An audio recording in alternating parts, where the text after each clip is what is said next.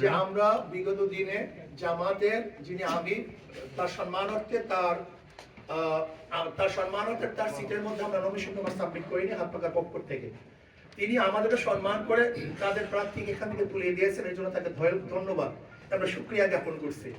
আমি কালকে জনাব অ্যাডভোকেট হেলাল সাহেবকেও আমি মোবাইলে ধন্যবাদ জ্ঞাপন করছি এবং অন্যদেরকে ধন্যবাদ জ্ঞাপন করেছি।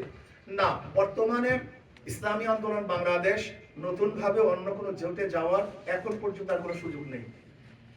আর দ্বিতীয় কথা হলো আওয়ামী লীগের ভোটাররা কাকে যদি সুযোগ তৈরি হয় তাহলে কি করবে? অবশ্যই শরিয়া ভিত্তিক কোরআন ও সুন্নাহ ভিত্তিক আইন প্রণয়ন তারা করে এবং সুযোগ হয় তাহলে আবার হবে।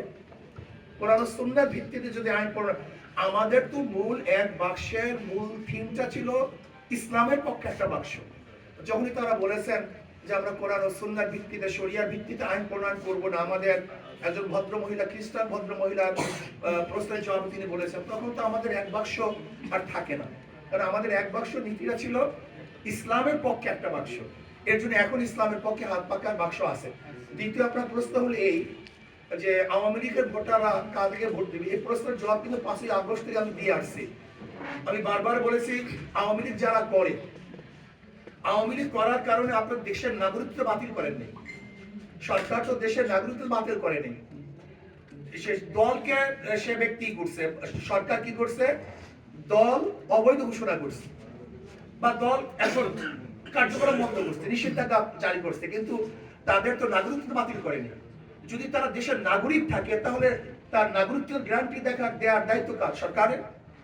যদি তার বিরুদ্ধে কেস না থাকে, মামলা না থাকে, তাহলে তার নাগরিকত্বের দায়িত্ব, তাকে নিরাপত্তার দায়িত্ব তো সরকারের। কাজে অবশ্যই যাদের বিরুদ্ধে কেস নাই, যারা অন্যায় করে না, অবিচার করে নাই, যদি সে নাগরিকত্ব বাতিল না হয় তাহলে আমি মনে করবো অবশ্যই তার নাগরিকতার গ্যারান্টি এবং তাকে সুযোগ সুবিধা দেওয়ার দায়িত্ব সরকারের। নাম্বার 1।